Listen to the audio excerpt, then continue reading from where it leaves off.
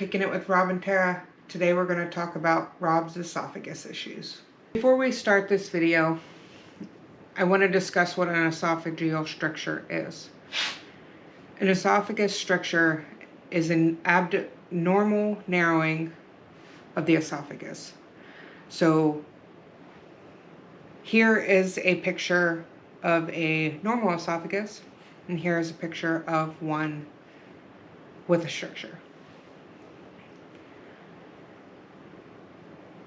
His stricture, they believe, was developed in the placement of his spinal hardware during reconstructive surgery. Picture here. Sorry, I don't have a voice.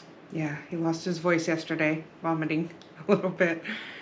After they placed his hardware, it caused an abnormal narrowing, pressing up against his esophagus.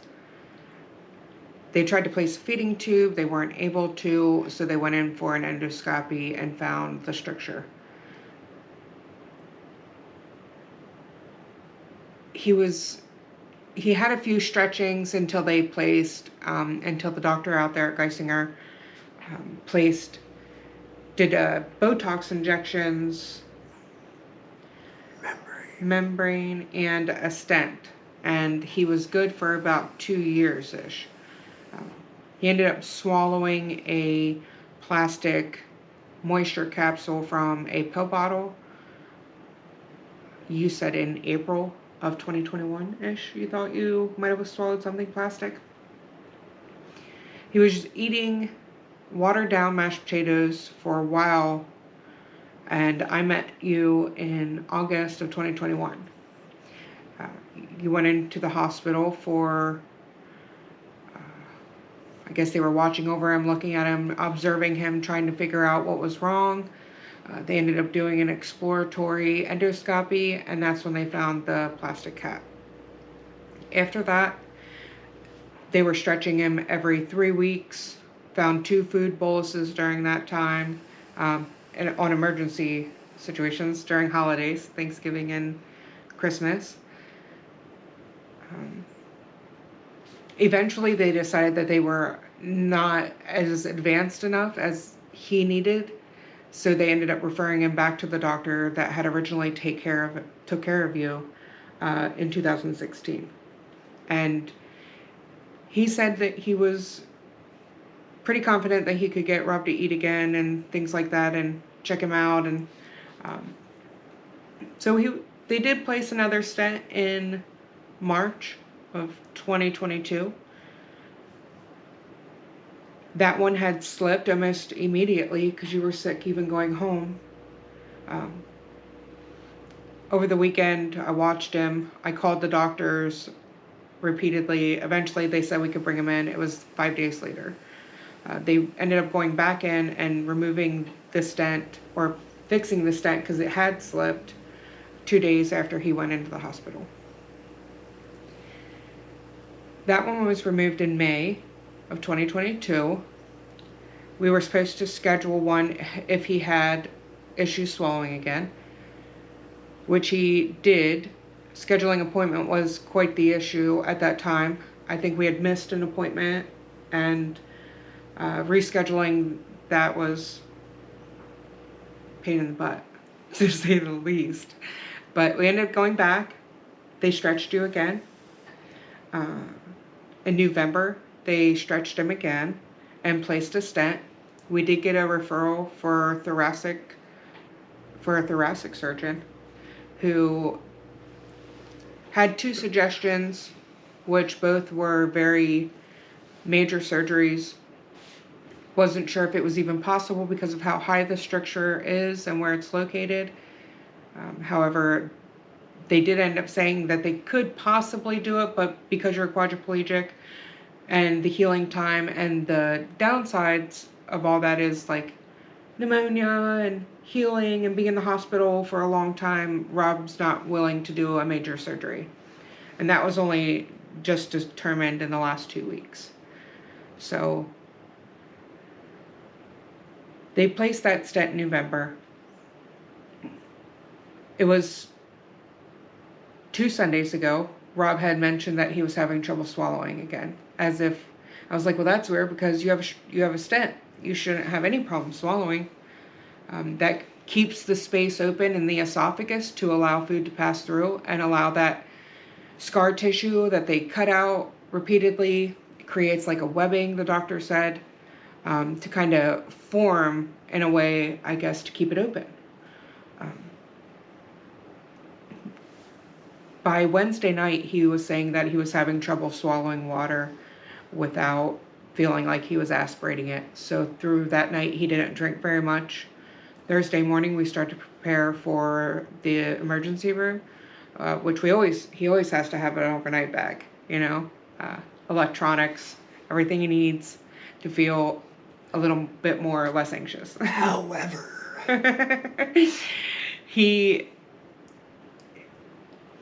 His speech therapy, in-home speech therapy, came Thursday morning. She evaluated him a little bit and gave her best opinion, and we did go to the emergency room. She said, what ambulance will you be taking? I drove him. It's an hour away. Not our closest hospital, but it is a hospital that's more advanced and bigger than the one that's close by. So we went there. They admitted him that night. So Thursday night they admitted him. So Friday they went in and did an endoscopy and removed the stent. They found it was clogged with some crackers and other things, I'm sure, some secretions. And they said that when they removed it, they seen a yeast infection. But that's why I was having trouble swallowing. Yes, that's why you thought that on Sunday you were having difficulty swallowing because you had to push again. They ended up placing a feeding tube through your nose on Saturday or Sunday due to needing nutrition and nutrients, water, medication that they couldn't give an IV at the hospital. He was still not able to drink anything after the surgery. When they removed the first stent, or my first time with you with the stent in 2022, you were able to drink and eat immediately following. Even when the one had slipped, you were able to eat and drink just fine. This is slightly different. We haven't experienced this before. He hasn't experienced this before. I said something's not right. He has undergone some testing, like the fluoroscope a few months ago. He was in front of an x-ray machine doing a swallowing study. All that was fine back then. It was only 2-3 months ago.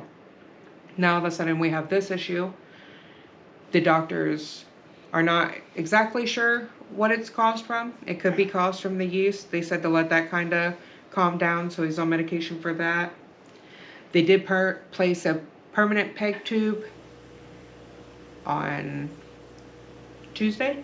Yes. And they kept him Wednesday and left him go Thursday in order to observe him over those few days to make sure that he was able to go up and feed each hour, or get to a certain point that you're tolerating it. I guess that's the word I was looking for. Tolerating it just fine. Medication, water, formulas. So I ended up coming home with no real answers. Yeah, it's still a puzzle. Still can't eat or drink anything. We were supposed to get suction on Friday. Hopefully that comes on Monday. They didn't get the prescription in time, but I did get that submitted on Friday.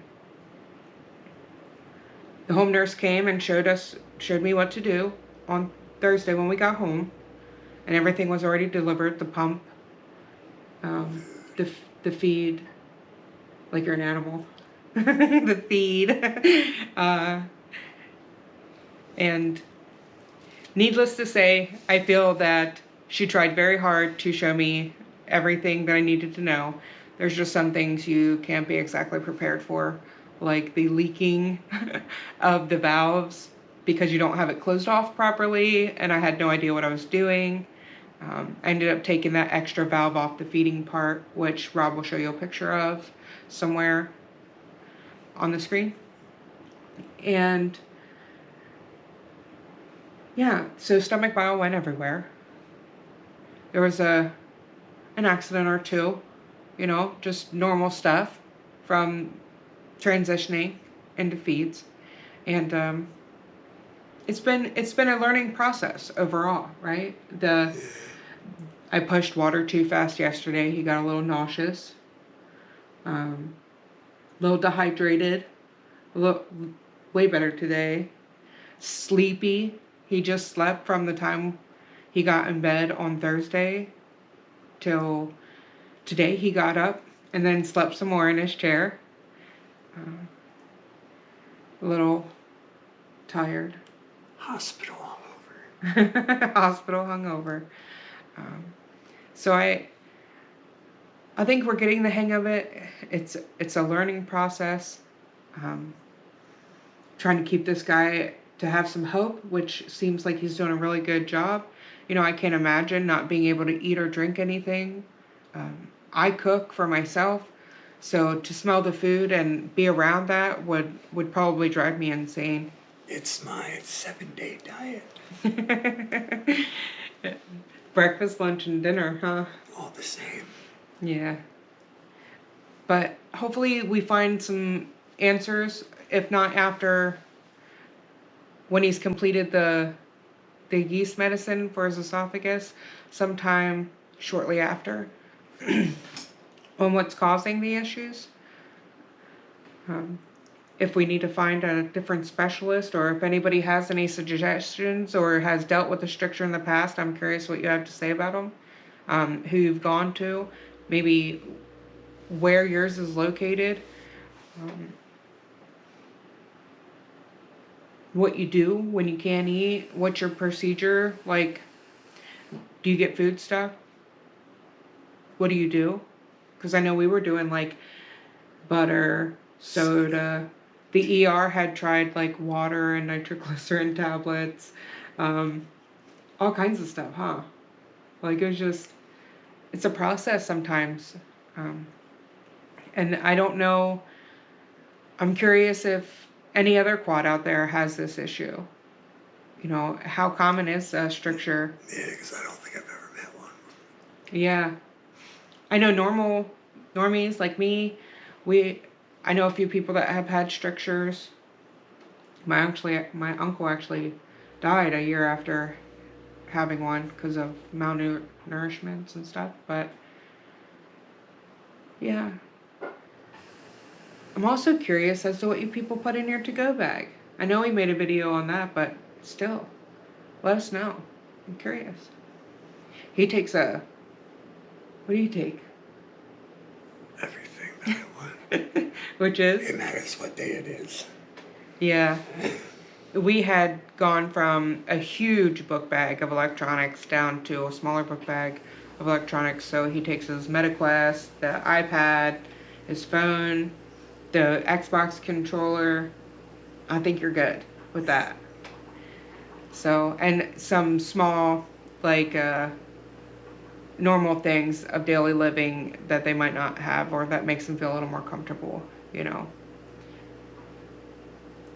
So yeah, I think that's about it. That's been our life the past 2 weeks. A little crazy, a little hectic. Give her props. This is our first video. It is. So I hope you enjoyed it or learned something or may have some input you can give us. Tell them that we'll do a video. On the procedure of medicine, all that stuff. You want me to say it? Well, I don't think they heard me. He's going to make a video of me crushing the medication, some of it has to be mixed with applesauce or water. So you'll see that procedure at some point and how I administer it. Maybe doing a feed one time and maybe a flush. It'll just be a whole G-tube experience. So look forward to that. So with that being said, make sure you like, comment, and subscribe to help support our channel. And I'll see you on the next one. Thanks for watching.